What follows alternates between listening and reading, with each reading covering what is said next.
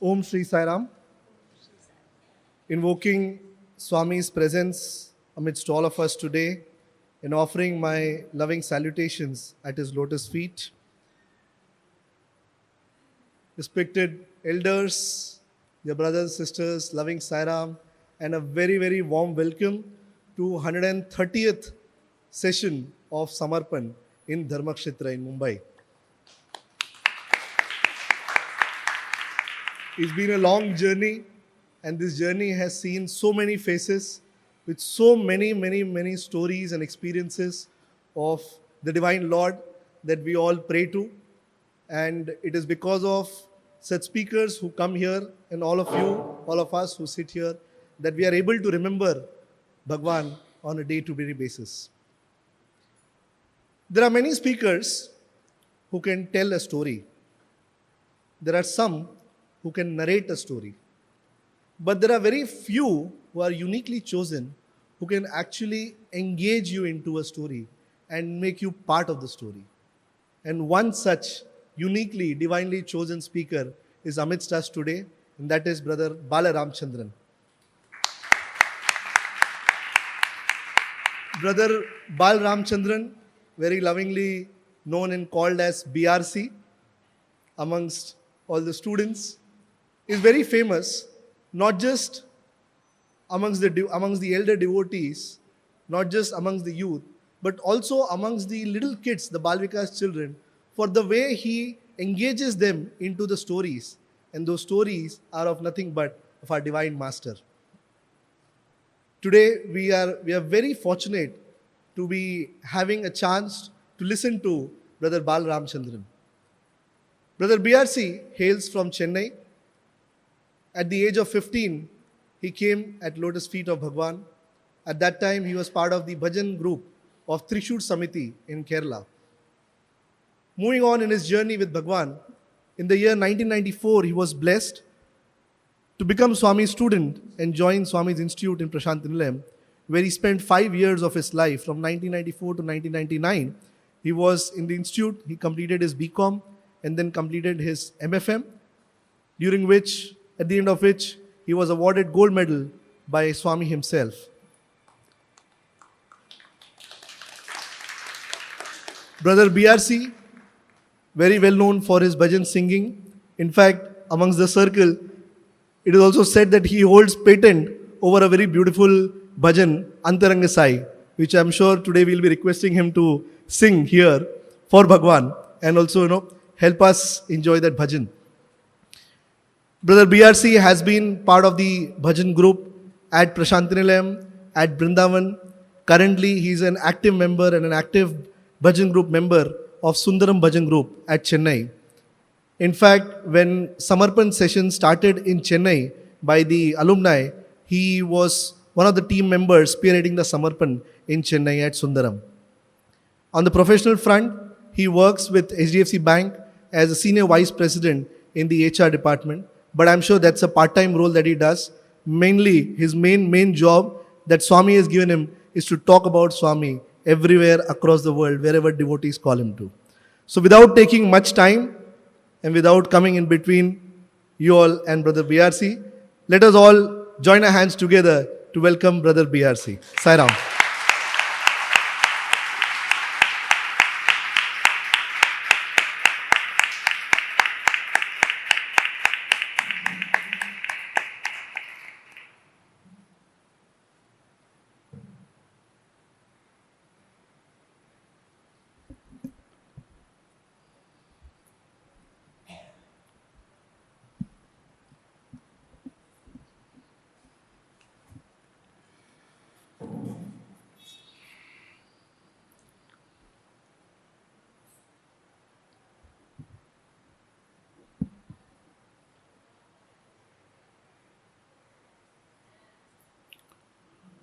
ओ मेरे साई, मुश्किल है जीना तेरे बिना, मुश्किल है जीना तेरे बिना, महबूब आलम ये दिल लगे ना ओ तेरे बिना, तुझे सलाम सलाम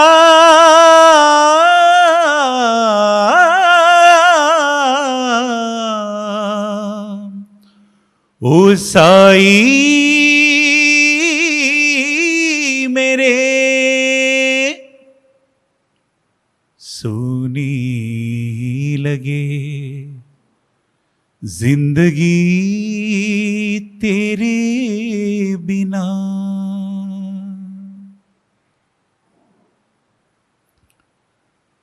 Dear Swami, loving pranams at your lotus feet. Respected elders, brothers and sisters, Sai Ram. This afternoon, when along with brother Dinesh and Deepu Bhaiya, I was taken for darshan to the mandir, Swami's residence here, Satyadeep. We were on the ground floor looking at some of the photographs. By now, I have come to believe that there are no coincidences in life. Coincidence is merely a miracle where Swami chooses to be anonymous. I say this because I noticed a particular photograph which reminded me of a very beautiful experience. It was a photograph of Swami seated with a group of devotees, and one of them was a celebrated music director, Sri Panduranga Dikshit, who hails from Mumbai. And immediately I was reminded about a very beautiful experience which his daughter, Srimati Jyotsna Reddy Garu, shared in the interview which she gave to Radio Sai. Sri Panduranga Dikshit is a music director, so his home was filled with musical instruments, and whenever he would come to visit Swami, he would bring those instruments with him. And one thing a musician would always have, a composer would always have, is a harmonium. Now, every harmonium has a brand name. Paul and Company is a very famous brand name. There are many other brand names. But the harmonium which Sri Panduranga Dikshit used had 3 letters carved on it. The 3 letters were D-S-R. Now, Sri Panduranga Dikshit, being the devotee that he is, used to humorously yet profoundly say, Ki dekho, D-S-R is written on my harmonium.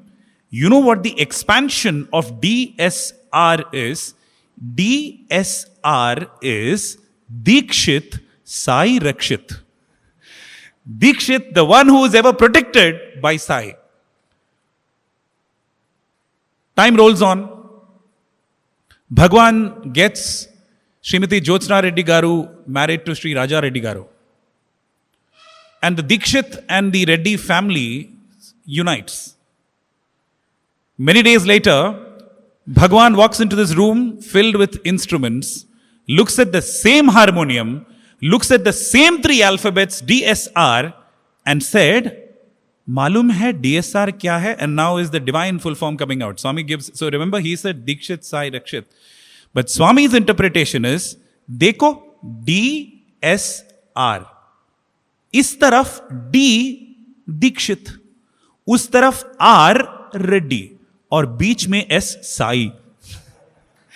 Because the link between Dikshit and Reddy is Sai. All of us, dear brothers and sisters, Bhagavan reminds, are not connected to each other directly. We are connected to each other only through Him, who is a common link. I felt compelled to narrate this experience because this is what Samarpan is really about. To borrow a phrase from Kasturi Garu in this wonderful book, Loving God, he says, while speaking about Bhagwan's glory, he says, the touch of the one in the play of the many. The touch of the one in the play of the many. What Samarpan really is, according to me, is that it is His glory which is expressed through the lives of various people, which is enacted through the lives of various people. The touch of that one, the only one, through the lives of many. The touch of the one in the play of the many. And I think it's very important to remember this. And why do I think it's very important to remember this? If you read Loving God, it's actually an autobiography of Sri Kasturi. But if you actually go through it, and I'll share my experience, you would never remember that it's his autobiography. You'll have to remind yourself that it's an autobiography because it's completely suffused with Swami. Swami, Swami, Swami, Swami, and Swami alone. As we begin today's Samarpan session, my prayer to Bhagwan, not just for this, but all the Samarpan sessions that we may attend, whether they are titled Samarpan or not, all the satsangs that we may attend, my prayer to Bhagwan is this. Like Kasturi sir's autobiography, when you are part of any satsang, the impression that we should be left at the end of that satsang is not, oh, how lucky this person. Oh, how close this person was to Swami. Oh, how great this devotee. Oh, how blessed this person. Instead, the thought which should resonate in our mind, and that is my prayer to Swami, is, oh, how great this Swami. Oh, how wonderful this Swami. How sweet his Leela. How amazing this Swami. Because he is the Lord of Lords, the Master of Masters. The touch of that one, expressed through the lives of many, should only be remembered. My prayer is, by the end of this session, may the speaker be forgotten. May just the subject be remembered. Because speakers are incidental, they come and go. One Swami said, pointing to a speaker, there was a boy who was very reluctant to speak in Bhagwan's presence, and Swami was hell-bent on making him, or heaven-bent on making him speak. And Swami kept on saying this, saying, you must speak, you must speak, you must speak. He said, no Swami, no Swami, no Swami. Swami was standing right near a speaker, and the boy was seated right under that. And inside the bhajan hall, just before the bhajans begin in those days, a flute recital used to begin. The flute recital started. So the moment the flute recital started, Swami looked at the speaker. And then Swami said, remember, the flute recital is inside the hall. The speaker is outside. Are you able to visualize what I'm saying? So visualize Prashant Nilayam Bhajan Hall. Okay. Now the power of Swami's story is, if you actually visualize it, you'll actually be there. And then it'll actually be Samarpan, because it'll be the Samarpan of your mind to that experience. So just visualize this. Let's walk this through together with Swami. So Swami is standing outside the Prashant Nilayam Bhajan Hall, not Sai Kulwant Hall, the Bhajan Hall in Prashant Nilayam. Outside is Swami, inside is the flute recital. The moment the flute recital begins, Swami looks at the speaker, Swami looks at this boy who is very reluctant to speak, and he says very sweetly, Bangaru, see, the sound is coming from the speaker, but the source is inside. Similarly, tomorrow when you speak, the sound will come from you, the speaker, but the source is inside.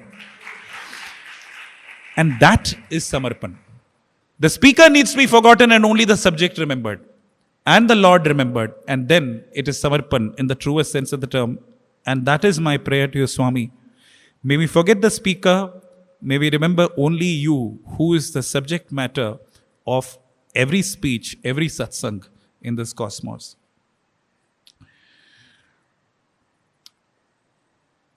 (1950s). That was the first time when, as far as we know,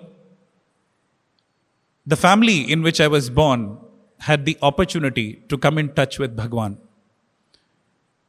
And it happened quite strangely. My grandfather, along with his brothers, were on a business tour somewhere in Andhra. And a gentleman, a business associate, who I think his name was Mr. Subramanya Bua, he happened to have heard about Bhagwan, and he said there's somebody called Sai Baba, and he knows that this family is full of people who are very pious and they respect holy men, and said you possibly would want to meet him, so let's go to this place called Puttaparthi. And he just takes them there. They are on a business tour, but they're just taken to Puttaparthi. They reach there at night, and they are given the most premium accommodation which is available there. No electricity, of course, but the most premium accommodation available there. As the rays of the sun shine in the morning on Puttaparthi, They wake up and find that this premium accommodation in Puttaparthi is the first floor of a cowshed. Because that is all that was available then. They walk into the mandir early 1950s. So Prashanti Nilayam must have been new. Bhagwan must have just inaugurated Prashanti Nilayam. Bhagwan calls them for an interview. Now remember, grandfather, 3 of his brothers, plus this business associate. So actually 5 of them are there. But in reality, my grandfather has 4 siblings. So they are totally 5 people. So these are 4 people plus a business associate. And they are meeting Bhagwan for the first time. Swami calls them into the interview room. The first thing that Swami looks at them and says is, you are actually Pancha Pandavas. 5 of you, but only 4 of you are there. Swami easily figured out who the odd man out is. So that gentleman business associate, Swami is saying that you are actually 5 brothers, but only 4 of you. Pancha Pandavas, only 4 of you are there. And they are already astounded. Swami speaks to them. Swami tells them many things. Out of the many things which I remember my grandfather narrating, one of them was this. Swami mentioned a specific date. And he said, on this day, there would be an important event which is related to your business. But don't worry, it will not impact you. That's all that he said. Many years later, on that specific day, our family used to run a textile mill in this place called Thrissur in Kerala in those days. It was named after Lord Rama. Everybody in our family is named after Lord Rama because we have got an ancestral temple where we worship Lord Rama. So it was called the Sitaram Mill. And exactly on the date Bhagwan mentioned, there was a fire accident in the mill. However, for a temporary period, the state government had taken over the mill to run it for a few days. It was during that time that the fire accident happened, and thus we were not affected. So exactly like Bhagwan said, it was exactly on that day that this event happened. And, but nothing happened. Again, they were amazed. Remember the 4 cars which Swami talks about, they were in the chamatkar phase of traveling towards Bhagwan.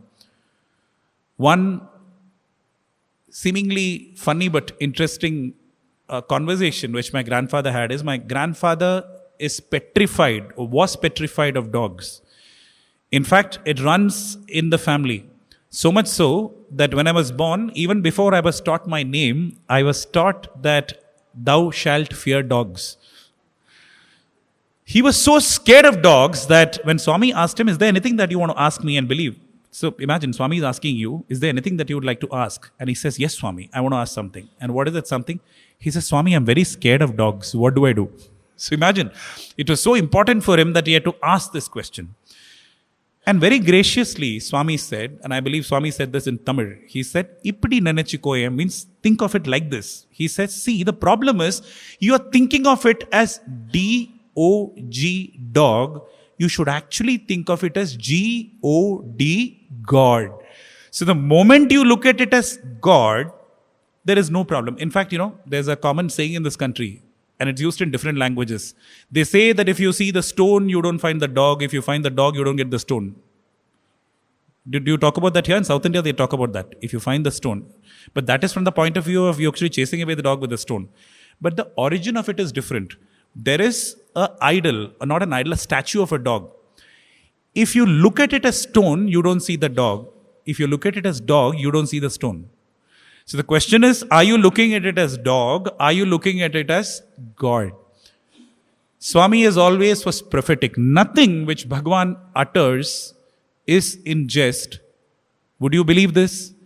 Many years later, in fact a few years ago, 3 or 4 years ago, an actual dog walked into our ancestral home and she's at home now. So as always Swami was prophetic, we actually have a little dog at home now. So nothing which Swami says is in jest. And Swami said one more thing in the interview, and we realized later on that it was not in jest. Grandfather asked Swami, he said, Swami, will you please come home? And he did not know. He thought that Swami, like the many other sannyasis, would actually come for Chaturmasya. So you could actually invite Swami for Chaturmasya. But in all guilelessness and sincerity, he said, Swami, please come home. And you must come home to our place in Thrissur. And without a second thought, Swami said, of course, I will come. And that promise was made. And dear brothers and sisters, as we go together on this journey, we'll talk about how Swami made this re-entry. But between this fantastic first connect and the re-entry was a period which I would refer to as the silent mode. In hindsight, I wonder whether it's the silent mode or the silent mode. Because I think it was actually the silent mode and not the silent mode. Because subtly, Swami was actually, in hindsight, I realized that Swami was there, but hiding in plain sight. I still remember how I was introduced to Bhagwan first. Swami's photographs were there, in fact, in the puja room. A black and white photo, Swami walking on the Chitravati, her hair not as well groomed as we see in this photograph, with the hair flying all around, but still looking ridiculously beautiful. And that's Swami on the Chitravati. He was there, but he was hiding in plain sight. I mean, I just didn't notice it for so many years, and I grew up in that ancestral home. My introduction to Swami was very interesting. How did I know that this form is Sri Satya Sai? This is something I don't think I've shared this anywhere. For some reason, I feel like sharing this today. Joint family, first grandchild, heavily pampered. And I would go to sleep with my parents, and each nucleus family had a room to themselves. But then, I wouldn't go to sleep with my parents. I would want to sleep with my father's elder brother, and that family, because I was a darling for them. And one more attraction is that if I go to his room in those days, he would give me one of those very sweet tablets of calcium sandoz. You remember that one which comes in that, lion wala thing, that white colored and that blue topi, which is got, yeah. So I used to get that calcium sandoz thing. So that is why I would go there and I would listen to stories. My aunt would tell me stories. I would go to sleep. I would wake up in the morning and find that I have descended from the first floor to the ground floor. Okay. And I would create ruckus saying, who brought me from there to here? Now, my mother needed a convenient excuse. She needed to put the blame on somebody whom I can't pick up a fight against. So in my uncle's room, inside an almirah, there was a photograph of Swami. So she would point out to this photograph and said, this Baba only picked you up from top and brought you down. And that is how I actually figured out that this beautiful form is actually called Bhagavan Sri Satya Sai Baba. I call it silent mode because we think that Swami is not in our life. But Swami, in hindsight, if I look at it, was very much there. One of my biggest regrets is the fact that I've never been able to go for Bal Vikas. Because when I went for Bal Vikas, they said, you're too old for Bal Vikas. I was about 10th standard then. They said, you're too old. But in hindsight, when I look at it, I realize that in my school, I was taught a lot of prayers which are part of Bal Vikas. And many years later, when I did a bit of research, I figured out that the teacher who was teaching us all these prayers in school was a Bal Vikas guru. And that is why, dear brothers and sisters, I call it a silent mode. Sometimes we say, how can you ever answer the question how long we've been in Swami's fold? We say we've been in Swami's fold for so many years. How do we even know? How do we even know? Because it's a matter of lifetimes. We may not know that name, but then He is always with us. So, that point in time where we think, Swami is not speaking to me, I can't hear from Swami, I don't get Swami's dreams. I think an important point to remember is that possibly it's that silent mode that he's operating, and he works extremely efficiently on silent mode. He gets a lot of his work done on that silent mode. So, those were the early periods just before the re-entry. And then the re-entry. Just before the re-entry, I remember one day in school, I was flipping through a magazine, and remember, I had forgotten, quote unquote, this form called Sri Satya Sai. Calcium sandoz, Sri Satya Sai carrying me down. Okay, that's all that I remembered, and it had gone out of my memory. It had gone into my subconscious memory. A few days before Swami made the dramatic re-entry into our family, I was flipping through a magazine in school where there was a beautiful photo of Swami standing next to an orange-colored car. And at that moment, the memories came rushing back, and instantly I knew that this was the person who used to carry me down home every night. After I got my share of calcium sandoz, I knew it was Baba, Satya Sai Baba. And for some reason, very reverentially, I actually felt like, touching the photograph and then, doing pranams. A few days after that, what happens is that somebody turns up to teach all our children at home a karate class. We've got a mini cricket team at home. In fact, I grew up in a family where There are actually 20 people who stay together under one roof. And that is part of a larger family which had 60 people at home. My father tells me that they actually used to ring the bell and all for people to come for lunch, almost like a hostel. Sometimes I wonder why they didn't declare it as a district, but they still called it a house. Now, in this particular house, lots of children, somebody found the opportunity and decided to actually take karate classes. So this gentleman comes, teaches karate for 2 days. The third day he stops coming. But in these 2 days, we realize that this person is actually a member of Sri Satya Sai Seva Samiti Trishur. He teaches very little karate, talks a lot about Swami, gives a photograph of Swami. In fact, I still remember it's actually not even a proper photograph. It's actually a cardboard cutting from somewhere with Swami, with the Sarvadharma symbol all around. Each one of us got a copy, which we, preciously kept with us. And we suddenly started going for bhajans. Still remember the first time I went for bhajans, and I used to wonder why Swami, unlike the many other Shankaracharyas and other saints I have always seen since childhood, never applied vibhuti on his forehead or never had a tilak on his forehead. And very innocently I asked this question saying, why is Swami not applying vibhuti? Because in our house, in the evening, if you don't apply vibhuti, you're banished from the house. And here is somebody, Swami, because I thought Swami is a sannyasi, and he does not have vibhuti on his forehead. And I was delighted when somebody told me, hey, he's actually not a sannyasi, he is actually an avatar. And I still remember, dear brothers and sisters, that was a special moment of thrill, because right from my childhood, I was taught to see God in the form of Lord Rama. That is what I was taught to see. And Rama for you is an avatar. And it was thrilling, to say the least, to actually say that an avatar actually exists in the current age. I don't know. It's just grace. From that instant, I knew he was God. Now, didn't have to go through, possibly whatever work had to be done was done. I still can't explain it. I still remember that moment when it just clicked into place. They told me Swami is avatar, and the next moment I actually started believing Swami is avatar and Swami is God. That was a very important phase in the re-entry. But then, Swami entered the house with a bang. All this was just a prelude. And let me tell you the story of how he entered the house with a bang. And let me tell you, he entered the house very systematically. What did I say? Systematically. Remember the word systematically, because literally and figuratively, Swami entered the house systematically. And why do I say this? My mother went through a surgery when she was very young. In fact, in Apollo Hospital, Chennai, in those days called Madras, her uterus had to be removed because there was a complication. I was very young, mother was very young. Many years later, around the time Swami made the re-entry, there was a cyst which had developed in the ovary. My mother grew up in Bombay. In fact, in Sion in Bombay, right next to Sadhana Vidyalaya, those of you are from that area. So she lived in a building there. My grandfather lived there along with, again, a big family there. Now, for my mother, she had a very negative association with the Sai name. Now, this is something which I did not know. I knew this many, many years later. Many years later, in hindsight, my mother told me.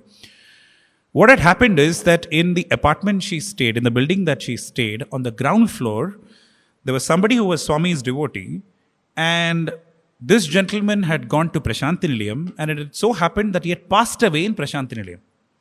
Okay. Now, my mother is a small child. Now, look at it through the eyes of a small child. Somebody goes to a place of worship and dies there. Now, she had a very negative association with, with Puttaparthi, with Prashantinilayam, with Satya Sai.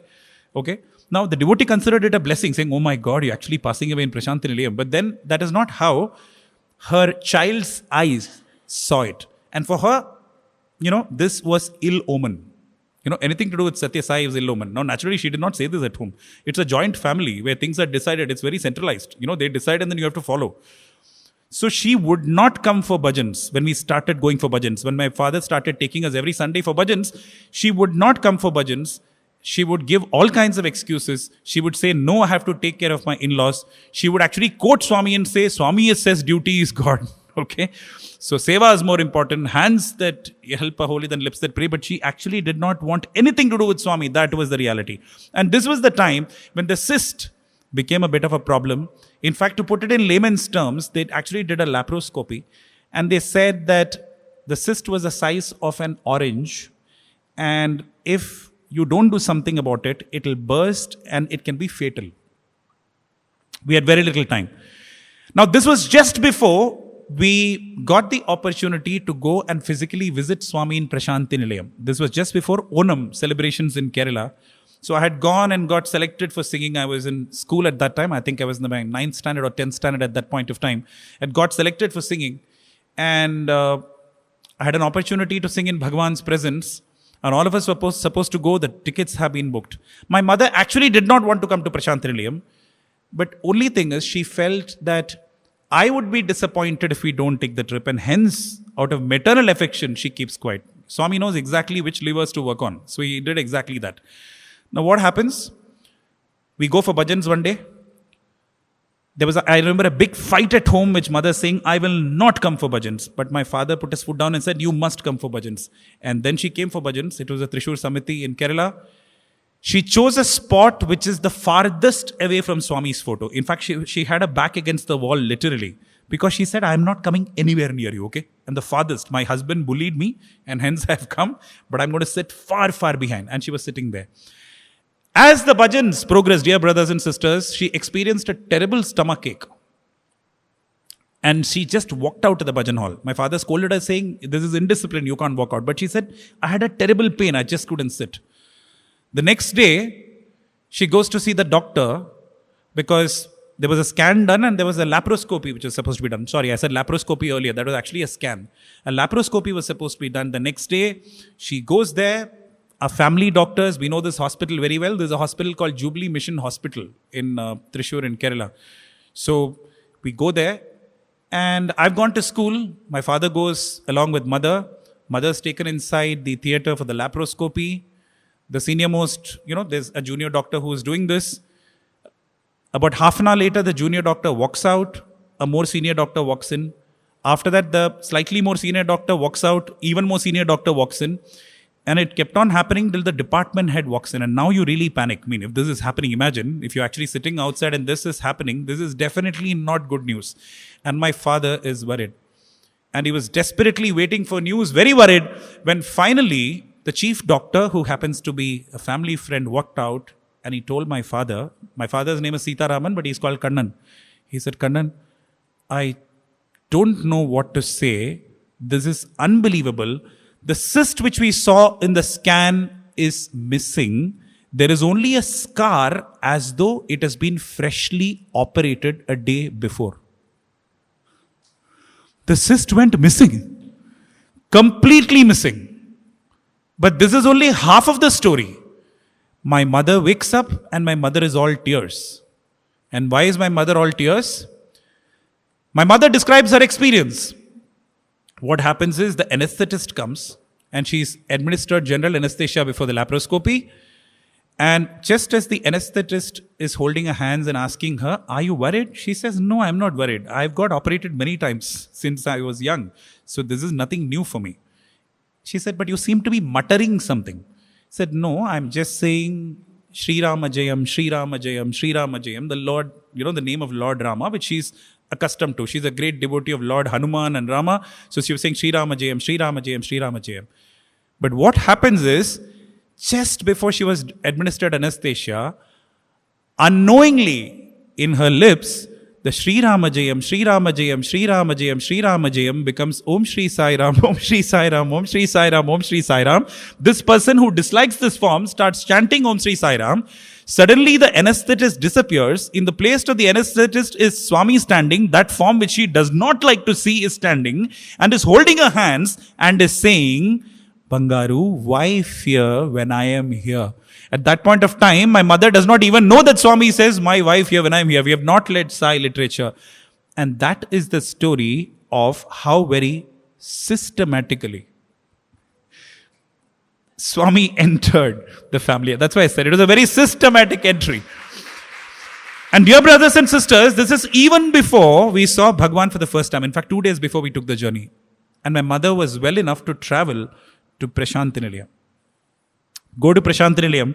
I still remember my first chance for singing.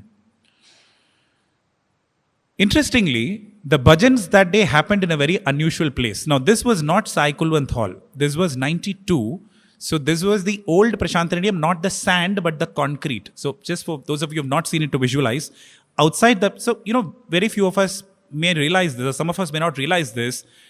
Prashanti Mandir and Sai Kulwant Hall are two separate structures. You enter Sai Kulwant Hall and then you see a bhajan hall. The bhajan hall is Prashanti Mandir and Swami would stay on the first floor in those days.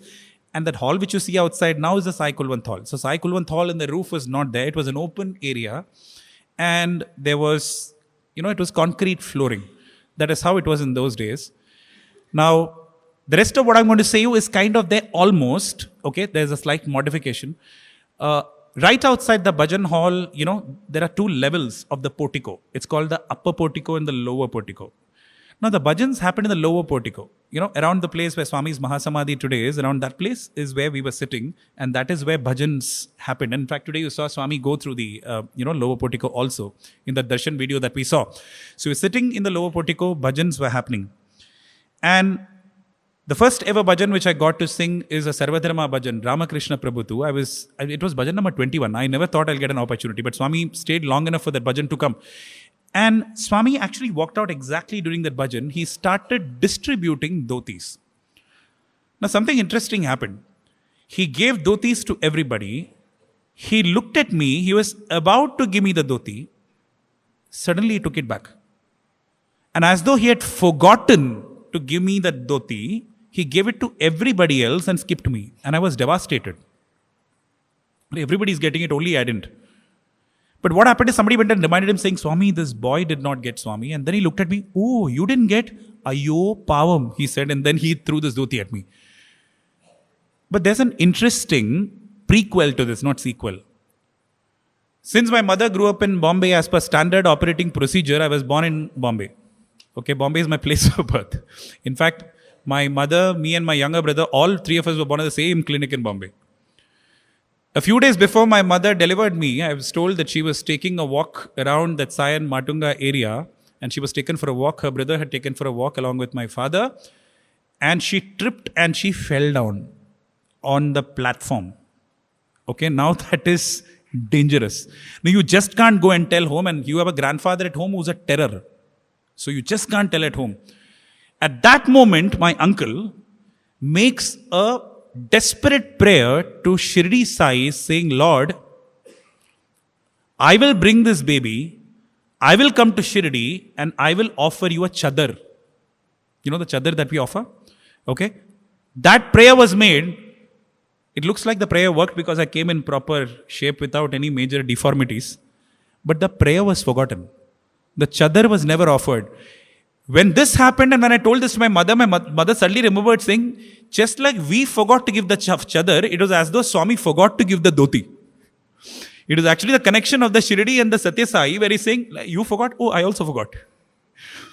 It was a beautiful reminder. It is not that the Lord wants the chadar, but I think it's just his beautiful way of reminding that the two Sais are the same. How sweet. And dear brothers and sisters, as you listen to all this, I hope you're focusing not on the speaker, but the Lord who is so sweet. The Lord who is so amazing. The Lord for whom we have very high standards. In Suprapatam we say, Shrutva tavad bhuta charitram akanda kirtim. Infinite glory. You have very high standards for him. You have very high expectations from him. But you know what? He still ends up amazing you. And that is what this amazing Lord is. And I hope your eyes are trained, your minds are focused on that Lord who did this beautiful play. One more bit I will add before I move on to my next part, which is actually about my studenthood period. I've broadly tried to divide it into 3 or 4 parts. But the last bit in what I call the re-entry stage. In fact, a couple of points that I will mention. After we went for the first time to Prashantinilayam, we came back home and out of a sudden spurt of devotion, some of us children in the house decided we will do bhajans. In fact, we are lucky that a lot of us not many of us are trained. A couple of my, in fact, a couple of my folks are trained. My brothers are trained. In fact, they performed in Bombay. They go by the name Trichur Brothers. They give concerts. But a lot of us are not trained, but all of us can sing. So we picked up a photograph of Swami. We decided we will do bhajans. Now, this was a secret plan where the adults didn't know and only the children knew. We decided that we will choose the day of the bhajan and we'll take lots in front of Swami. So all the days were written and 2 dates were picked up because we said we'll pick up 2 days. The days which we got were Tuesdays and Saturdays. Of course, some people were very devastated because in those days we used to have those WWF, World Wrestling Federation, happening on those days. And the bhajan timing was exactly that. One of my cousin brothers was devastated. But then we said, Swami has already said this, so we must do bhajans. So secretly, we didn't intend it to be a secret, but then the adults, we didn't think it was important to inform the adults. On the first floor of the house, we kept this photo and we started singing bhajans. Around the same time, father and I had the opportunity to go to Prashanthanilayam once again. And grandfather had given a letter. We were going through some serious problems with respect to our business. So grandfather had given a letter where he said, Lord, let me let me make money, but let me make it dharmically so that, that is not a problem. I can focus on the higher things in life. Okay? Because we're going through some serious problems in terms of business. Now, this was the sum and substance of the letter, as my grandfather narrated to me later. We tried to hand over the letter to Bhagwan. We actually got the second row. But you know what happened? Swami came and took one, not even a U-turn. He took a L-turn and then walked away. So we never got the opportunity to hand over the letter. But we handed over this letter to a relative of ours who was in Prashanthanilayam for a long time. He used to work in the Sanatana Sarthi office. So this is the 90s. Very aged man. So we requested him saying, can you please take the letter? He was very reluctant. But because we were requesting so many times and he couldn't say no out of a sense of politeness, he said, okay, give me the letter. So next day he takes the letter, he keeps it in the pocket. And all this we know because he wrote a letter to us. So we didn't have mobile phones in those days. He wrote a letter to us describing the entire experience. So what happened is this. He goes for darshan with the letter in the pocket. He forgets that there's a letter in the pocket. Swami comes and Swami says, hey, messenger. And he says, why is Swami calling me messenger? He said, letter in your pocket. He had forgotten about the letter. And Swami said, give. Swami did not even open the letter and Swami started talking about the family. And Swami gave lots of details. You know what he said? One of the things, he said these boys do bhajans on Tuesdays and Saturdays. But he said, but they're making a lot of noise. There is one boy who's coming from the next home and he sings out of tune. Dear brothers and sisters, this is just to say, what we think is a photo is not just a photo. See, that's the larger point. What we think is a photo is not a photo. And after all this, Swami gave a beautiful assurance. He said, ask them not to worry. Tell them that I will take care of their day-to-day affairs. The promise was, I will take care of their day-to-day affairs. Now, what is day-to-day affairs? Dadami etat vritam mama ananyaschintayanto ma yejana paryupasate tesham nityabhiyuktanam yoga kshemam vahamyaham nityabhiyuktanam. I will take care of the day-to-day affairs. But actually speaking, there are a lot of preconditions to satisfy. It's a checklist. Ananyaschintayanto ma yejana paryupasate. The Lord in all His mercy ignored all of that and directly said, I will take care of your day-to-day affairs. And dear brothers and sisters, and after that, there are thousands of instances, hundreds of instances where we can talk about where he did exactly just-in-time financing for what we needed. One example I will tell you, just before I got married, we didn't know what to do. I'd just taken up a new job. We needed a new room at home. We didn't know how we were going to fund the marriage expenses. And suddenly a check comes from LIC, which is actually the maturity value of a policy in the name of my father. He did not even know that this policy existed. It was taken because my aunt had taken an LIC agency, and you need a minimum number of cases within the first few days to continue agency. When they ran short of it, they made an investment from their own money in my father's name. And the date was exactly the time many years later of my marriage. How can you explain this, dear brothers and sisters? Who else other than the Swami can time it more perfectly? This is one example, but there are many, many examples of exactly he would give you. Swami says money is like your slipper size, shoe size. Too much of it is a problem. too less of it is a problem. Shoe size financing, I call it. He gives exactly that part, exactly what is needed. And that is the promise which he made that day. And he kept all throughout. We actually thought we'll lose our house because there was a bank loan to repay. Many years later, when I gratefully look at it, amongst all the houses which is there in that vicinity, this is the only house which exists. All other houses have ceased to exist. And inside is Swami's photo sitting there saying, I am the master of the house. And the master of the house that made his re-entry, and going back again to this period when it happened, remember we said in a very childlike manner, we had started doing bhajans on Tuesdays and Saturdays. Dear brothers and sisters, one day we suddenly realized a strange substance coming from that photo. And for the first time, we realized Vibhuti had started coming from this photo. We actually were playing in front of that photo through bhajans. That is the mercy of the Lord. When Swami said, I will come home, Swami did come home. He is still at home. Not just this home, but in every home. The question is, do we have the eyes? Do we have the ears? Do we have the senses to see it? That is the only point. Swami is everywhere. Do we experience him everywhere? So that was the period of the re-entry. And around that time, there was one more thing which happened.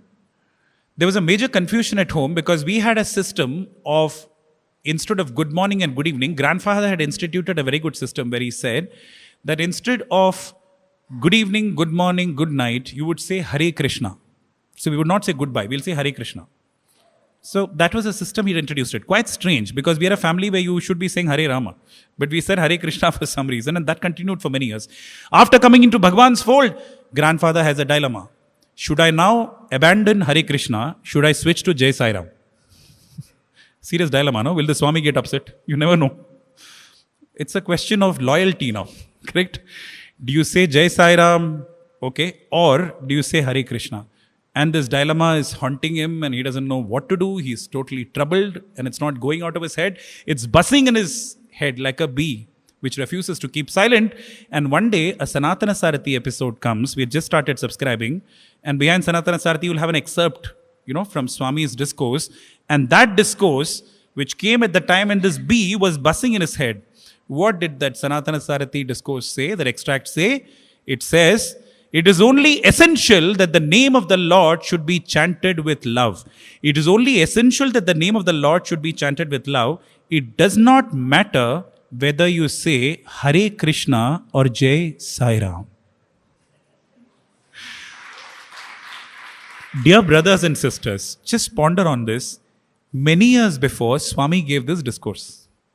At that moment when the Lord gave his discourse, the Lord knew that on this day, this devotee would have a bee in his head, and the Sanatana Sarathi editor has to pick up exactly this, and that has to be exactly dispatched at that time, and the postman had to exactly deliver it at that time when the bee was buzzing in the head. Can you think of the so many things which have to, it's impossible. It's impossible if you look at it from the point of view of normal probability understanding. Now, that's why I'm saying coincidence is a miracle where Swami chooses to be anonymous. Here he was hardly anonymous. I think he was being very, very direct. Very, very direct. When I had this opportunity to narrate this in front of Swami, I know Swami is so, he can really humble you. After I had that opportunity to narrate this once in front of Swami in Trey Brindavan, Swami's Mandir in Bangalore, Swami got up for a discourse after I had spoken and said, Abbai Cheppyadu, he said, boy said, and Swami is actually quoting the same thing from my speech. Quote unquote. It was a beautiful moment. The Lord, the kind of things that he can teach you, there was absolutely no sense of ego in Swami saying, hey, I'm the one who gave this discourse. No, Swami is actually quoting. But this beautiful episode where the Lord said that it does not matter what you chant. Okay, you should chant it with love. But the most important point is the fact that he knows every single moment what we are going through. And that was the story of the re-entry. And that re-entry led to a sprouting of a desire that I study in Swami's college. One moment I remember is when a teacher of mine had wanted actually me to join a orchestra group which sings film songs in Malayalam. Now, he felt I had great potential for singing and I must be part of stage performances and give joy to lots of people, is what he thought. He was a very noble intent from his perspective. For some reason, he kept on telling me this and I was very reluctant. This was before I joined Swami's college. I'm narrating this because I think, I don't think I'm capable of thinking this way. It is definitely from there. But I think that was a key moment in my life and that's why I'm sharing this in this journey with Swami. So one day what happened is, and my father and mother were very happy. They also wanted me to go onto the stage and sing. And, it's paternal, maternal affection. Your son should be famous, you should sing, you should give joy to people, etc., etc., etc. One day what happened is, they had told me, you will not say no. But I was reluctant. I had not said yes, I had not said no. Luckily for me, one day he turns up. The teacher comes to a house when my parents are not there. And he says, I've been following up with you for a long time. I think you must sing for the orchestra. And dear brothers and sisters, I remember it was a very special moment. I don't know what happened. Pretty spontaneously, I told him, I said, sir, don't get me wrong. I think my voice has been created to sing for God. And I don't think I can sing anything else. I don't think I'm capable of these words. I'm not even sure whether I really meant it at that point of time. But then the one who moves all tongues, mukham karoti vachalam, pankum lankayate kirim, yatkripatamaham vande paramananda madhavam, the one who moves every tongue, the one who pulls every string, the Maya Nataka Sutra Dhari that the Swami is, I think he got those words out. You know what Swami does? I think he, it's like, oh, you need grace, you need this, so let me do something, let me make you do this so that I can deposit grace into your account. I think that's how he works. If you see, many times when you need grace, he will give you some work related to the organization, his work. It's like he knows you need it. And then he come, you need this grace, come, and then he will actually give it to you. I think it was one such instance. And I feel that was a beautiful turning point in my journey. And as, Swami's blessings, I joined Bhagwan's college.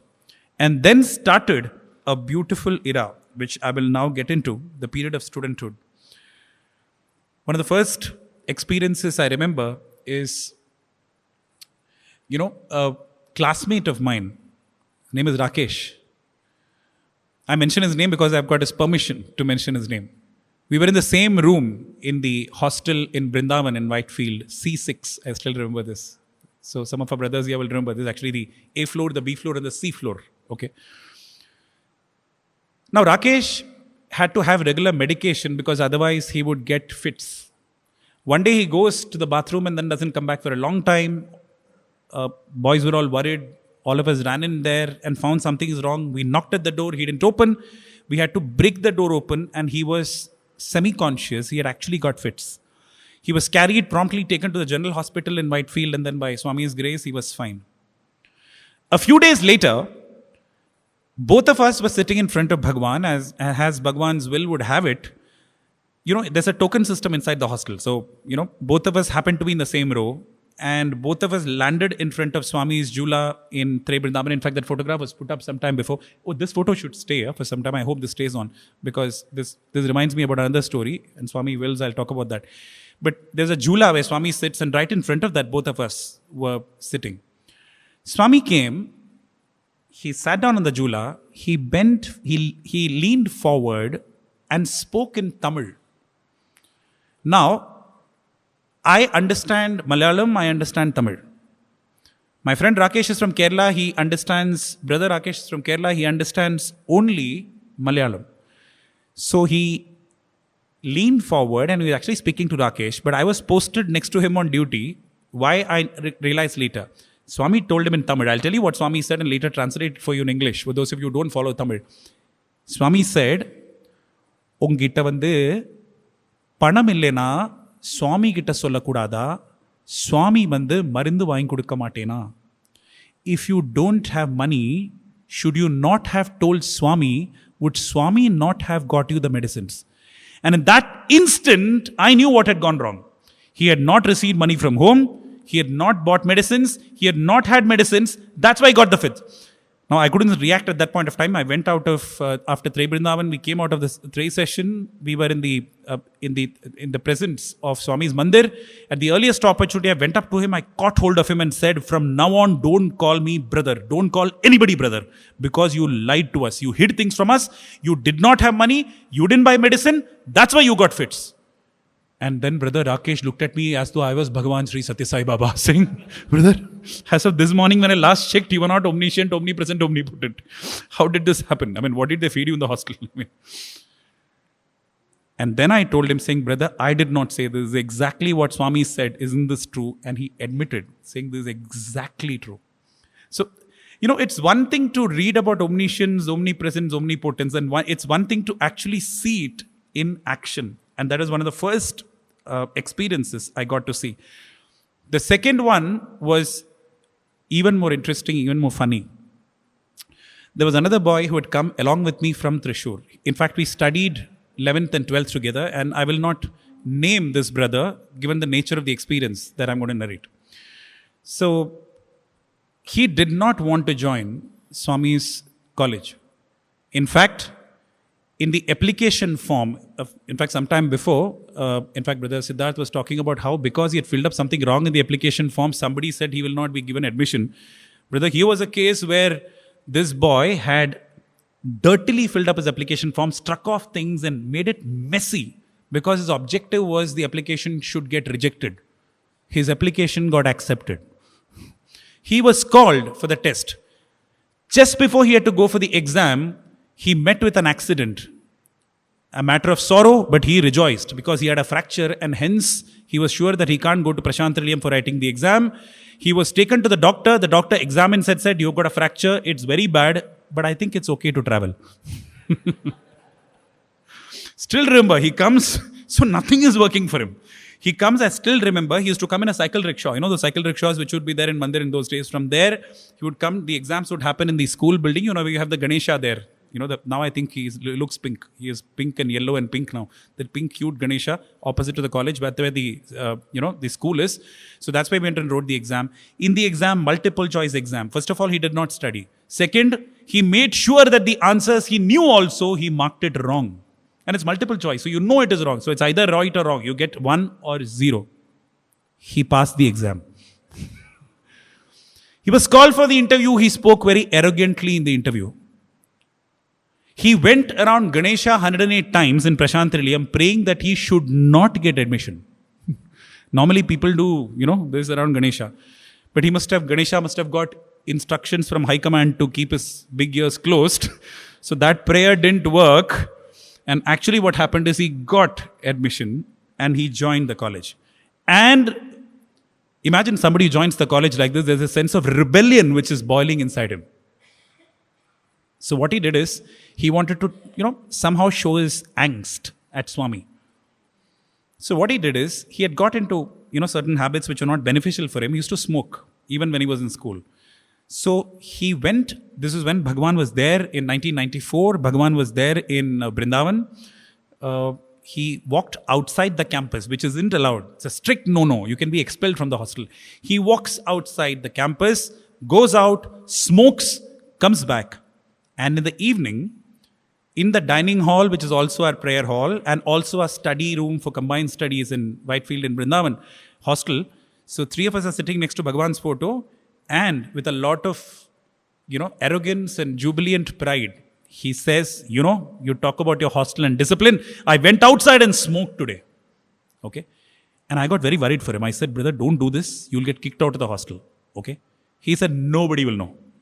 No teacher will know, warden will not know." For some reason, I felt like telling him, saying, "Teacher, warden will not know, Swami will know." So he said, No. How will Swami know? There are 250 boys in the hostel. How will Swami know? So he said, "Brother, forget all that. Smoking is not good for you. I think you should stop smoking." And then he threw a challenge, not at me, but at Bhagavan. He said, "Let Swami ask me to stop smoking, I will stop smoking." The conversation ended there. Couple of days later, we were inside Trey Brindavan again. So there were 3 of us who were part of this conversation. Interestingly, 3 of us were in the same line, inside the hostel. At 3 different points in the line, so we did not know. So that's why I'm telling you, there's nothing called coincidence. Our line got picked up. We were inside the mandir. We were very close to Swami's, the place where Swami sat, Jula. Now that day what happened is after bhajan, Swami, after Swami spoke to us in Trei, he woke up, he got up, and then after that it's of course the time to give Aarti. And a boy is given a chance, one of the students is given a chance to actually offer the Aarti. Normally what Bhagwan does is, when there's nothing normal, you can't say Bhagwan does this only, but I'm saying, okay, out of his sheer mercy, compassion, one standard operating procedure that he followed is he would light the Aarti and he would give the matchbox to the same boy, who is showing Aarti, because it's a wonderful, memento that you can keep with yourself. Yeah. So normally that's what Swami would do. But that day, Swami deviated from the standard operating procedure. Swami gets up, he lights the Aarti, he turns around, looks at my friend, who? That one, the one who was smoking, throws the matchbox. Naturally, somebody throws a matchbox at you, you catch it. The moment he caught it, Swami looked at him, and with a universe bewitching smile, Swami told him, "Hey boy, I've given you matchbox, but don't smoke."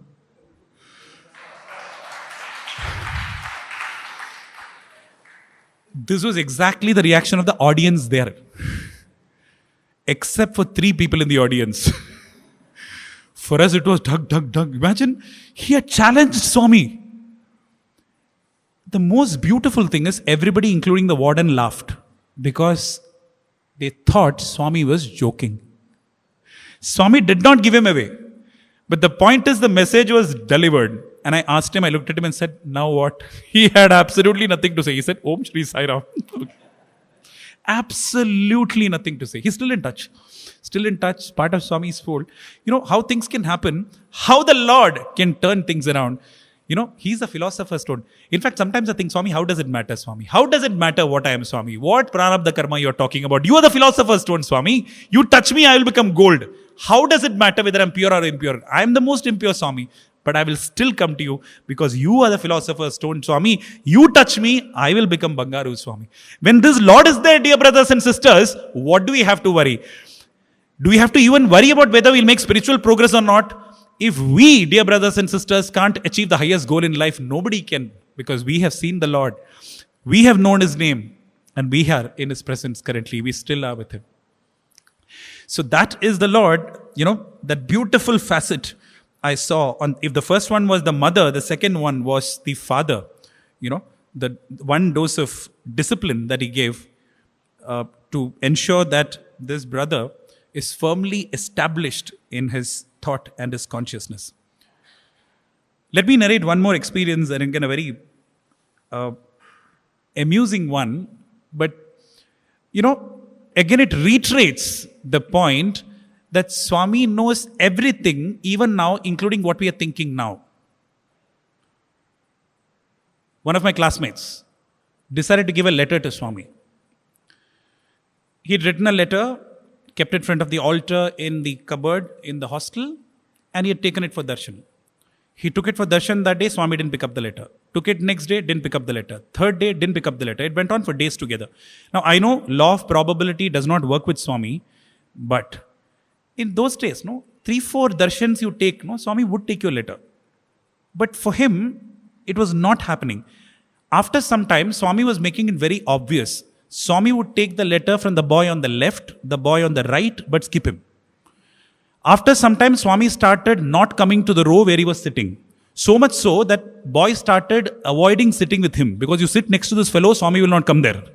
So you better go and sit somewhere else. Okay? So he was literally in God-forsaken zone, this brother. He didn't know what to do. Now he felt very bad, and suddenly in a moment of reflection, he felt that if Bhagwan is not picking up this letter, there must be something wrong with this letter. And thus he did something which we generally do not do. Once you write a letter to Swami and then seal the envelope, do you generally open it? Generally we don't. It's offered to Swami. But these were desperate circumstances, and desperate circumstances require desperate measures. So he decided to open the envelope, and he picked out the letter written to Swami. And lo and behold, dear brothers and sisters, what came out of the envelope? It was not the letter written to Swami. It was his accountancy answer paper. So what had actually happened is, he had written the letter placed it in front of Swami's altar, prayed to Swami, and in all piety, closing his side, he picked up the letter, but instead of the letter, he picked up the accountancy answer paper, and that is what he was taking for darshan daily. And that day, he put the correct letter in, the correct paper in, and he walks up. Swami walks up to him, picks up the letter, and goes. Amazing are the ways of the Lord. See, now tell me, when you were listening to this particular experience, where were you? Were you sitting in Dharmakshetra or were you sitting in Vrindavan? Was that boy giving the letter? Were you giving the letter? You were giving the letter. You were watching it happen to you. And that's the power of his story. That is Samarpan. Swami says, in fact, in a discourse in 1960, Bhagavan says that the only purpose of all the activities done as part of the Sri Satya Sai Seva organization is Chitta Shuddhi. Swami says that's the only purpose. And Swami says mind is like a handkerchief, it gets dirty. What do? You take it to the dhobi. But for this handkerchief of the mind, who is the dhobi? Swami says, I am the dhobi. Bring it to me. That's why every week, no? Thursday, Sunday, Samiti Bhajan. Because you can't give your clothes for washing once in a month, right? So that is why Samarpan. Samarpan is literally Samarpan. Samarpan of the mind. Actually give your mind and say, please clean it. I've acquired a lot of dirt in this week. Each satsang, how he cleanses, just the thought of him, how it cleanses it. Because your mind, currently our minds are full of Swami. There's absolutely nothing. So, the enchanting story of the Lord. Let me get to the other, one more part of the, a critical part of my experience there, but I wanted to start singing in Bhagavan's presence. In those days, it was customary to get permission physically from Swami. Swami would have to tell you, okay, you can lead the bhajans. And it's very tricky. You go and ask him, Swami, can I sing bhajans? He will tell you, ha, sing bhajans. But he would mean you can follow bhajans. No, Swami, I want to lead Swami. So you should be very specific. Swami, may I lead the bhajan, Swami? Now, I made this attempt many times. It just didn't work for me. Swami would avoid me. Once I got up, he said, what happened? Are you going to get married? Is this your wedding invitation? Next time, he said, what, do you want to interview? And he asked one of my classmates to give him an interview. I was not very fascinated with that idea. And this went on for many days. And somehow it didn't seem to be working. And at that point of time, in a discourse which he gave inside the mandir, Bhagwan sang a Telugu poem which begins with the line, Adigagale, O Manasa, O mind, do not ask. If you ask, it will be ignored. If you do not ask, it will be granted. Now, remember with Swami and his teachings, no, it is very person specific. Now, just because I am narrating this experience, you should not say, I should stop asking. That is between Swami and you. Because Swami is direct connect. Now, I'm just narrating the larger point that I'm trying to make is how Swami guides each one of us. Now, that is for me. Now, the message which I took away is, so maybe I should stop asking. I stopped asking. The next day, Swami asks, saying, Kotta Pillal Ekkada, where are the new boys? I want to hear them sing. And before I knew, brothers and sisters, I was actually part of the bhajan group. And that was a very, very important. I had given letter. Swami wouldn't take the letter. I felt that path was not my path at that stage of my life.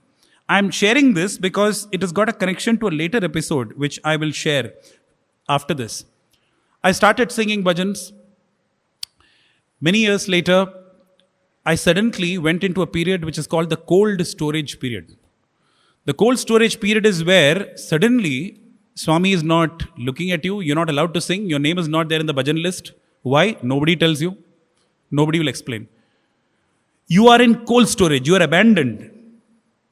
No chance to sing. Very painful period. Extremely painful period. And that was the time when lot of things became very, very meaningful to me. In fact, a bhajan, which is very dear to me, suddenly became very, very meaningful to me because I suddenly realized I was right in the presence of that Bhagwan.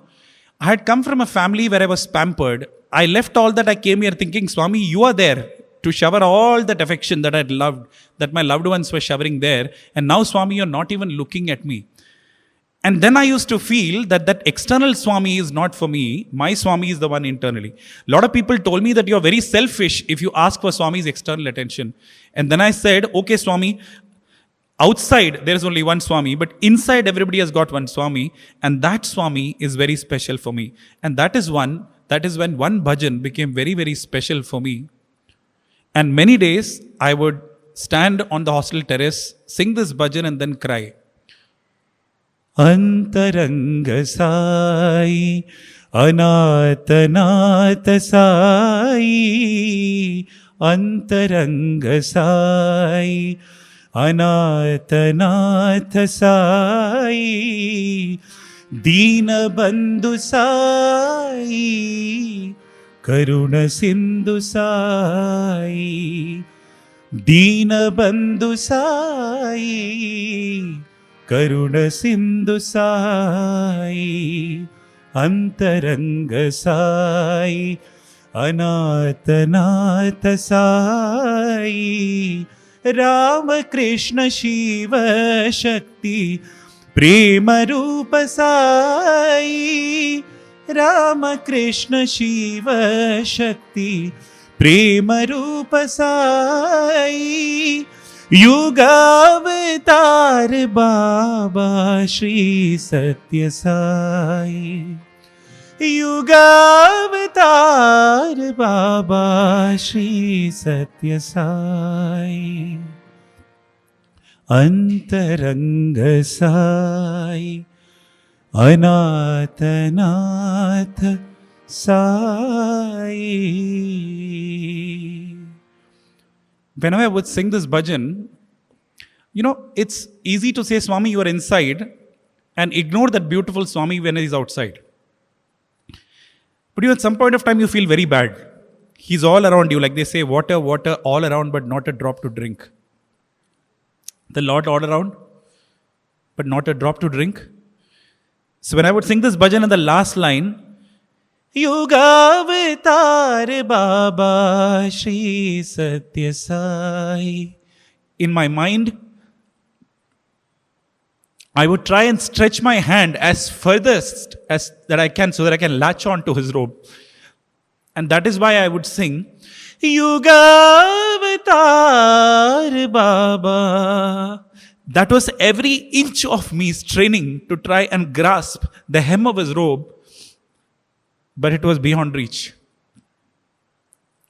And I would surrender to the fact that, okay, Swami, the Swami for me is the Swami within. I don't deserve the Swami outside.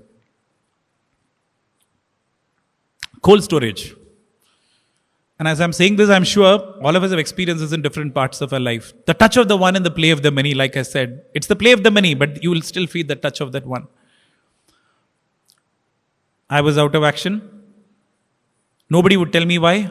Somebody came and said, brother, I'll tell you in confidence. The real reason why you're not able to sing is apparently Swami has said something about your voice. And that is why you are out. Now, if you have to be back in the group, Swami will have to speak to you. Now, that was very difficult. The problem is Swami is not speaking. I mean, it is not that Swami was... I was not one of those, we have these interesting hostel terminologies called form boys. It was as though only those people had forms and everybody else were formless. Swami would see only them. I wasn't a form boy. Swami would not look at me.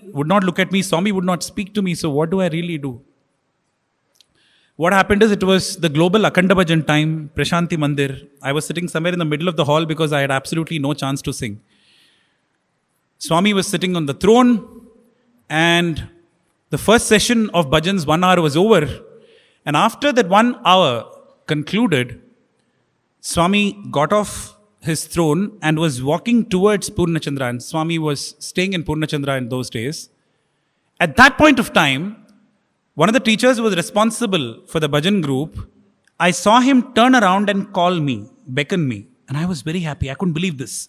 And I immediately got up and started walking towards the front rows because I thought I was actually being asked to sing. In hindsight, dear brothers and sisters, I got to know that I was not called.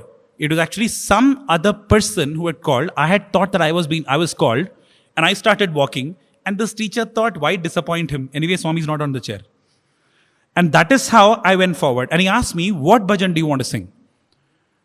My answer was ready because this was a desperate situation and I felt only one bhajan suited that situation. I've never sung that bhajan again. I have sung that bhajan only once. And I think I sang my heart out and I've never been able to sing the bhajan like I sang the bhajan that day. Because the bhajan, dear brothers and sisters, I sang that day was, O Bhagwan, अरज सुनो मेरे साई भगवान, ओ भगवान, ओ भगवान, अरज सुनो मेरे साई भगवान। परतीपुरी के तुम हो दाता, वृंदावन के तुम हो दाता, सब भक्तों के मन को बाता, पार उतारो नैया मोरी, साई घन श्यामा, साई घन श्यामा, ओ मेरे साई घन श्यामा, साई घन श्यामा, ओ भगवान, ओ भगवान, अरज सुनो मेरे साई भगवान.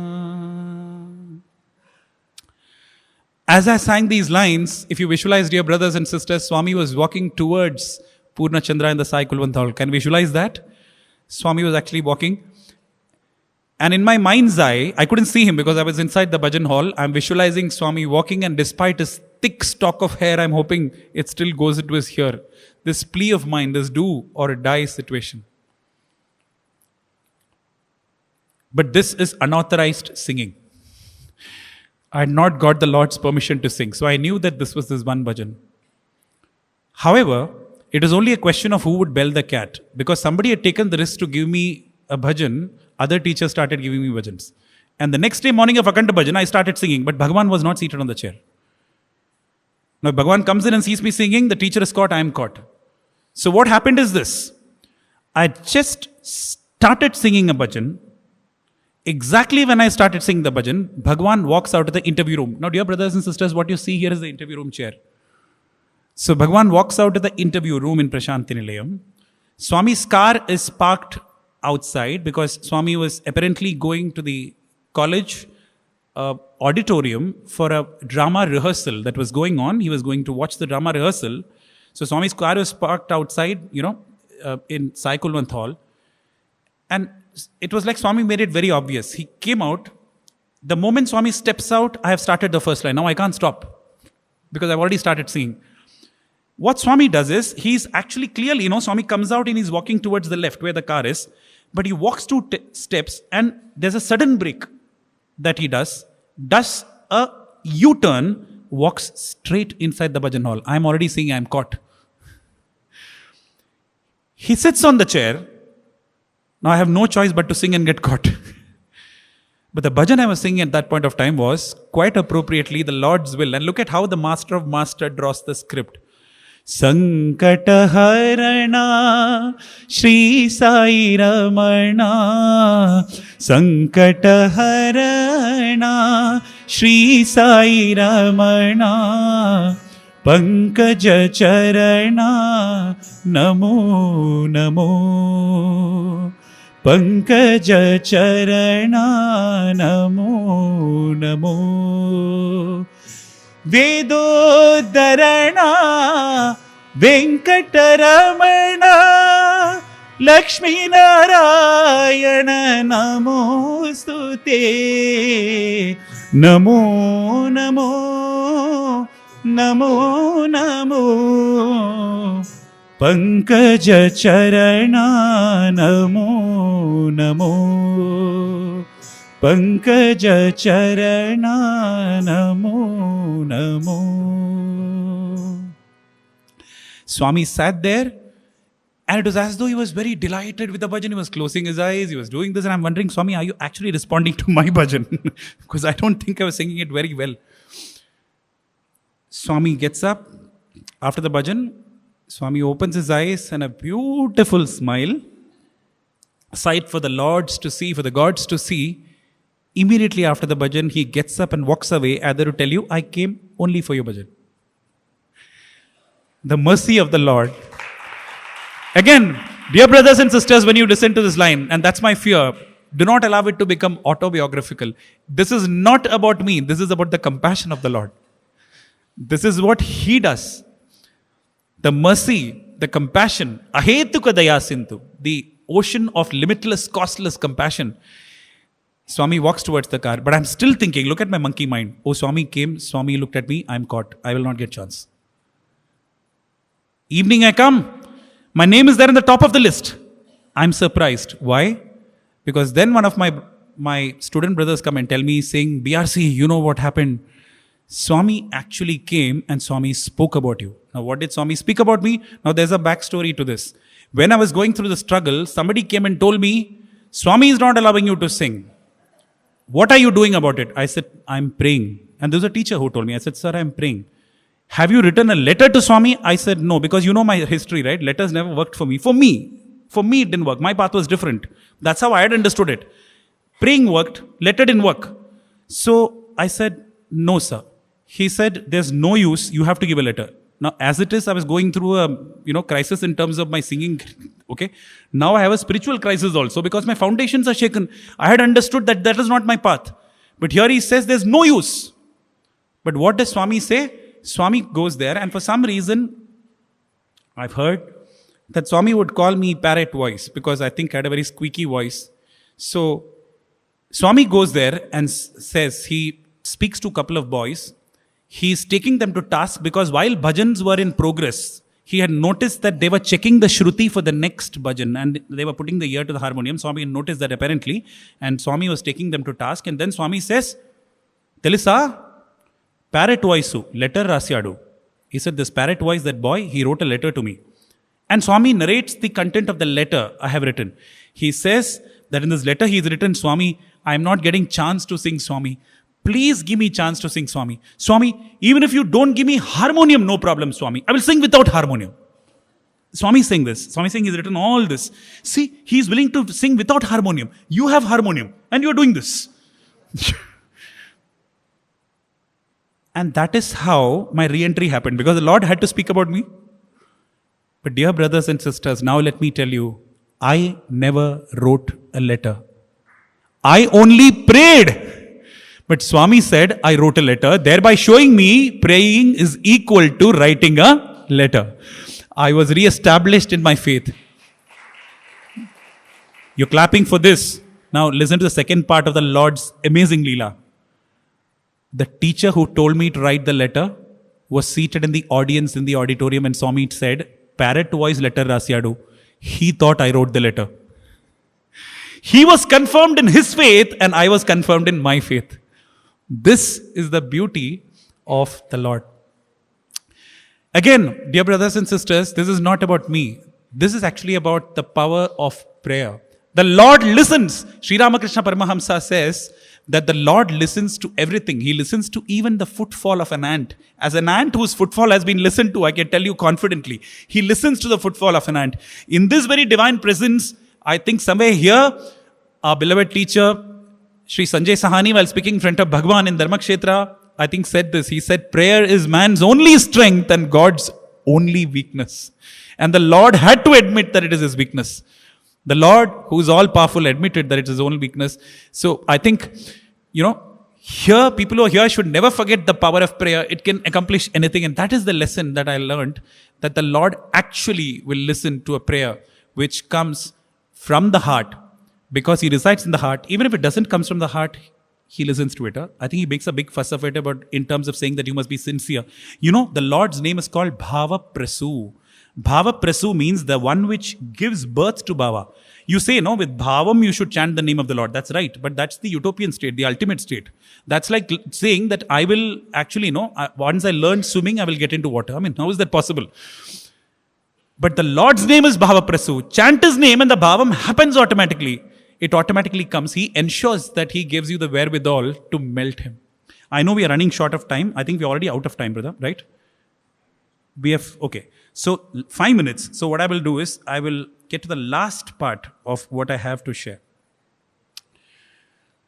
In 5 minutes, whatever time I have, let me try and cover one experience, which was a very important lesson, which continues to guide me in my life. And it started with a dream. And the most beautiful thing about Swami, brother was asking me, are you sending me slides? Are you sending me photographs? I said, I don't have any. You know why, brother? He's already planned the photograph that ought to be there. Because the picture which came in my dream was this photograph. That's why I told you it's amazing. I didn't bring these photos. These photos were picked up by these brothers. We think we plan, we think we prepare. Everything works as per his plan. So what do I see in the dream? In the dream, I'm in this interview room in Prashantanilayam. Swami is seated on this chair. I go and sit in front of him and only I am there. Swami asks me, where do you work? I said, Swami, I work for a bank. And very cutely, Swami says, bank means what you do. You write accounts and all that. And Swami is actually doing this. Okay. He says, no, Swami. And I was a branch manager in those days. I said, Swami, I'm a branch manager. And very proudly he says, oh, you're a manager. Oh, very good, very good. And then he switches titles. Remember, he refers to the bank, my office, my work. Immediately he switches and then he says, you sing, right? I said, Swami, yes, I sing. What do you want to sing?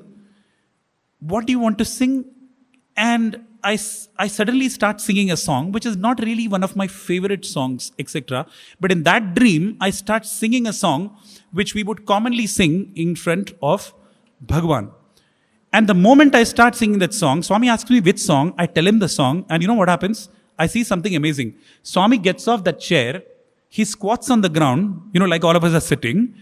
He suddenly pulls in a harmonium, I don't know from where, and he actually plays the lead for the song. In my dream, I'm hearing the lead.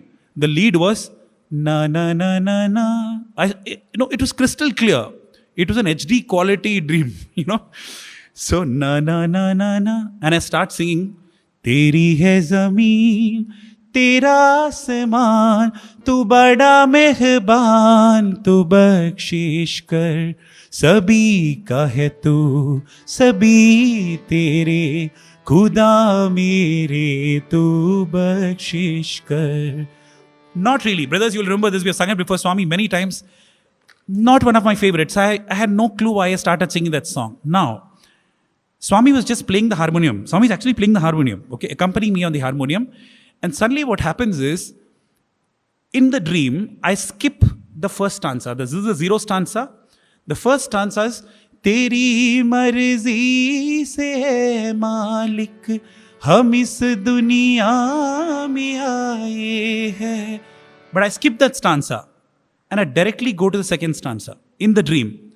And the moment, dear brothers and sisters, I start singing the second stanza, Swami, who till then was only playing the harmonium, starts singing along with me and starts swaying from side to side as though he was underlining those lines. And what were those lines? Tu chahe to hame mare, tu chahe to hame rakhe, tere hi haath se sai, hamare bhaag hai likke, ye jism aur jaan tere hai.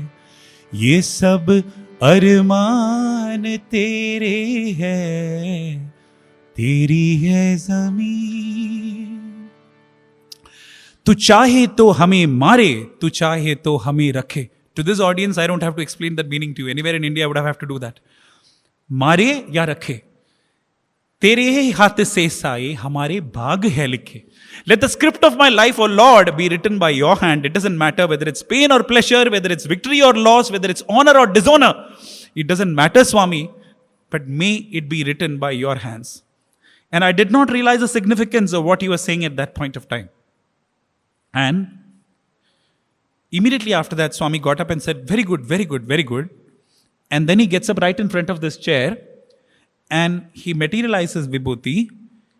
And now it was a smiling Swami singing along with me, very jovial, but then a very serious expression on his face as though he was doing something very important, very deliberate. He took this Vibhuti and says, open your mouth. And then Swami is dropping the Vibhuti. Now I'm telling you the clarity of the dream. It was so clear that I could see the Vibhuti particles falling. Are you able to? It's goosebumps. If you see, I can see the Vibhuti falling. So clearly that in that Vibhuti, I also saw that it was mixed with some golden crystals. I don't know what he fed me. But there was something which he dropped. I could see golden crystals mixed with the Vibhuti. It landed on my tongue. And I'll tell you now the most amazing part of this entire thing, which only the Lord can do. At that point, the dream ended. At that point, the dream ended, and I woke up. I realized it's a dream. And immediately, my wife, is there, and I tell her, I saw Swami. This is after my student period. I saw Swami. And it is Brahma Muhurtam time, early in the morning, your typical Suprabhatam time. And I still remember Swami dropped the vibhuti into my mouth. When it landed on my tongue, the vibhuti was sweet.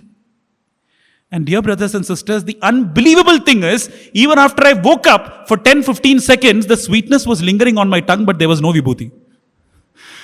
It was as though that line between Jagra and Swapna had actually been completely taken off. For the one who is beyond Jagra, Swapna, Shushupti, what is Jagra, what is Swapna?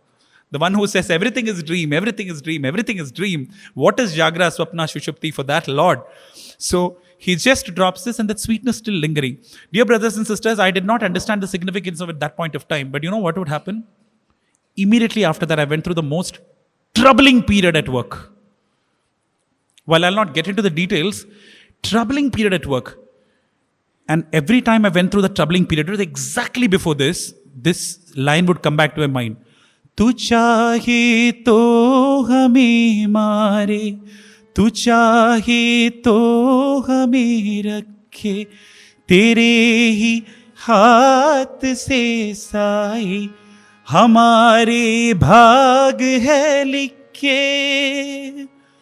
This song would materialize in my life. Every time before, I would have a trouble time. In fact, I'll tell you honestly, sometimes, many times, to be honest, I've had situations, the moment I hear this song, I would say, oh my God, trouble is going to start. Trouble is going to start. It would come in the most, improbable ways. I go to Prashanti Nilayam for 1st of January for Prema Bandham. I go for my registration. A brother who never sings, out of tune, sings this song. And I asked him, why you sing this song, brother, of all songs? He said, I felt like singing. I said, no, he's at work. Immediately trouble started, the next batch. This bhajan was kept miraculously waiting for me in Vrindavan. They were trying to teach this bhajan a lot of days to students. Didn't happen. It was getting postponed for some reason. Suddenly, I landed up in Vrindavan for some work in the institute, in the university there. And a brother looks at me and says, oh, you have come. I said, what do you mean by, oh, you have come? I said, we've got a surprise for you. What is the surprise? They were teaching this song that day. In fact, they made me teach that song. Very sweetly, what they've done is they reversed the order also. Tu chahe to hame mare came after the first song. Trouble after that again. And at that point of time, I used to be very worried when I listened to a song. Even my wife also would say, hey, oh, that song came again. Huh? But then I was speaking to a member in a Samiti. I was part of a conversation where he said something very beautiful which changed the entire insight that I had from this. This devotee was in Africa and he had noticed a very interesting pattern. He had noticed that till you come to the Swami, everything is fine in your life. The moment you come into the Swami, things go south. All troubles come, problems come. Does this sound familiar? So a lot of people would say, this sounds familiar. Everything was okay. Till then. Now, this brother had observed this pattern with Sai devotees. He was contemplating on whether he should take membership of the Sai organization, but this was a problem. He saw this red flag. So he walked up to an elder and said, sir, I actually want to join Sri Satya Sai Seva organization, but there is a problem. I find that whoever takes a membership after that, troubles come into their life. So I'm actually worried. And that brother who listens to this smiles at him and says, dear brother, I think you're looking at it all wrong. And listen to this very carefully, brothers. Look at this beautiful explanation inspired by the Lord. That brother says, it is not because Swami has come into your life that troubles have come. It is not because Swami has come into your life that troubles have come. It is because troubles are going to come into your life that Swami is coming. You understand this? It is when the baby is sick, that's when the mother's presence is to be felt. He's always there. But his felt presence is required at that point of time. It is like a pilot telling you, we're going to go through turbulence, but don't worry, I'm there. And then I understood the meaning of the song. He's actually telling, don't worry, you're going to go through a patch, but don't worry. No, I'm just telling you to put your seat belts. What is that seat belt?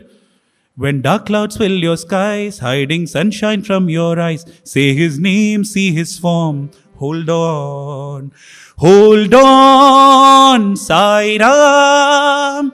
When things are getting rough and you feel enough's enough, say his name, see his form. Hold on, Sai Ram. When life seems so unfair and no one seems to care, say his name, see his form. Hold on, Sai Ram. That seemed to be the message. Tu chahe to hame mare, tu chahe to hame rakhe. But Swami, let me remember pain or pleasure, Swami. Let me remember that it is your script. It is prasadam. And then I realized he was answering my prayer. Once after I had spoken, I had fallen at his feet. That's what happens when you touch the Lord, all your desires go away. What can you ask? Because when you touch him, you feel complete. Narada describes that state as Sampurna Kama, not Nishkama. Nishkama is desireless. Sampurna Kama is I've had a heavy meal. I don't want anymore. I can't take it. That's the state when you touch the Lord. You don't give up desires. Desires give you up. Like the leaves fall from the tree in autumn, they give you up. That's the state when you touch the Lord. And at Swami's lotus feet, the only thing I could ask is, I said, Swami, let us be always devoted to you, Swami. And what is Swami's definition of devotion? Brothers, you go to that room. It's written there. Swami writes. He says, I have my definition of devotion. My definition of devotion means my devotee, pain or pleasure, up or down, victory or loss, honor or dishonor. All of that, my devotee will look at it with samadrishti. And he says samadrishti is shubha drishti. He says that is prasada buddhi. Tu chahe to hame mare, tu chahe to hame rakhe, tere hi haath se sai, hamare bhag rahe likhe. These words, I place everything that I've said at Bhagwan's lotus feet. It belongs to him. Dear brothers and sisters, remember the touch of the one in the play of the many. I pray to Swami that the speaker be forgotten. The speaker is irrelevant. What be remembered is only this fascinating Lord, this wonderful Lord, this beautiful Lord, the Lord who is a changing rose. Sometimes he looks dark, sometimes he looks fair, sometimes he looks soft, sometimes he looks hard, sometimes he looks short, sometimes he looks tall, sometimes he is the father, sometimes he is the mother. But whatever he is ours. And let me offer everything at Swami's lotus feet by singing the glory of his beauty. Sai Baba Sakala Bhuvan ke Data, Sai Baba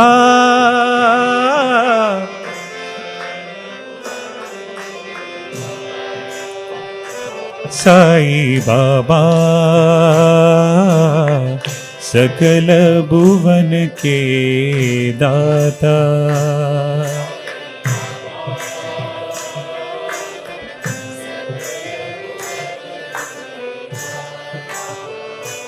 Sai Baba Sakala Bhuvan ke Data.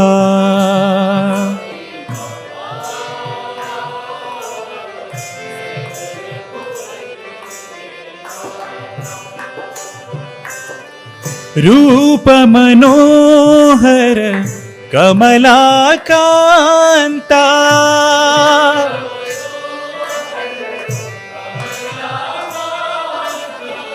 युगावतार Sai Baba, दया करो साई बाबा.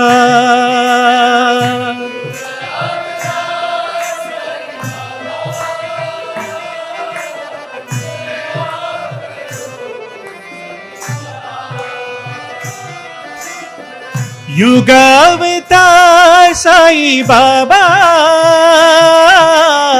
दया करो साई बाबा.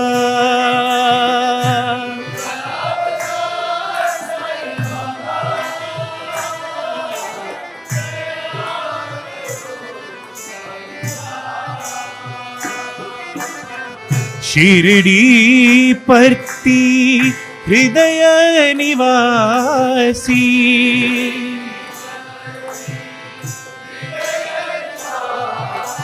प्रशांति सुंदर साई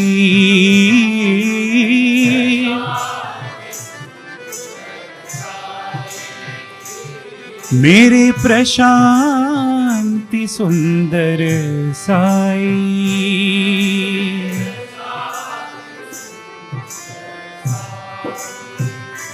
साई बाबा सकल भुवन के दाता हे प्रशांति सुंदर साई हे प्रशांति सुंदर साई। जय Sai Ram.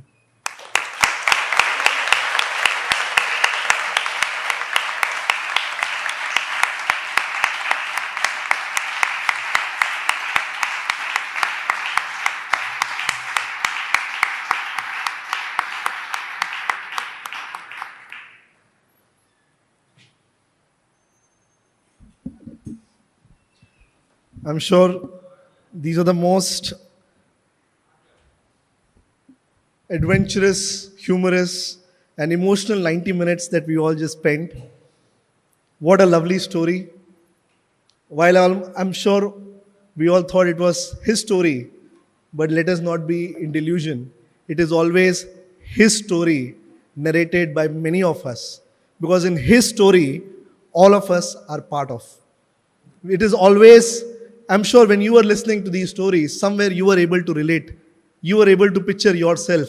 In these 90 minutes, we traveled all the way to Kerala, we traveled to Prashanti Nilayam, we traveled to Brindavan, we traveled to interview room. I'm sure somewhere, each one of us would have been able to place ourselves that yes, Swami, we were also there. Yes, Swami, this is something which also happened with me. Yes, Swami, this is also part of something which happened in my life.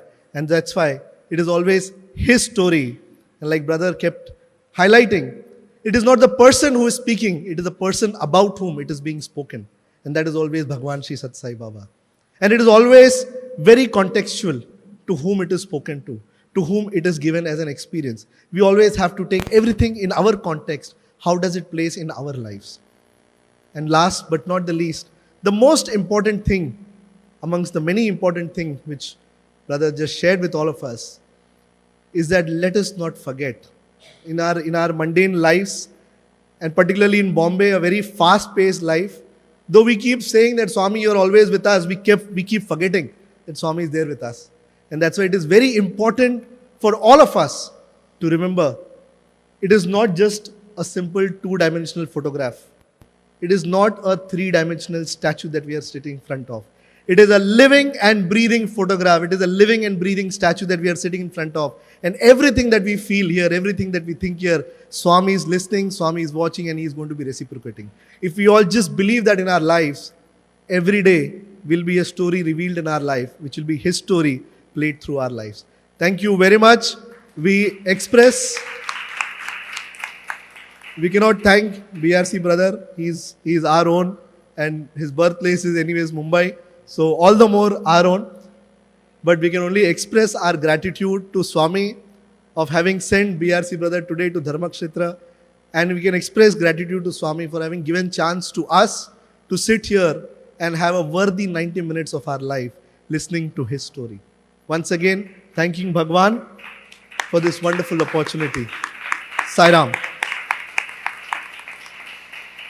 And now, as a gesture of our love and gratitude and token of love and blessings from Swami, we would like to invite our Chaudhary uncle to please come up and offer this small token of love and blessings from Swami to Brother BRC. Please give a big round of applause for Brother BRC. Sai Ram.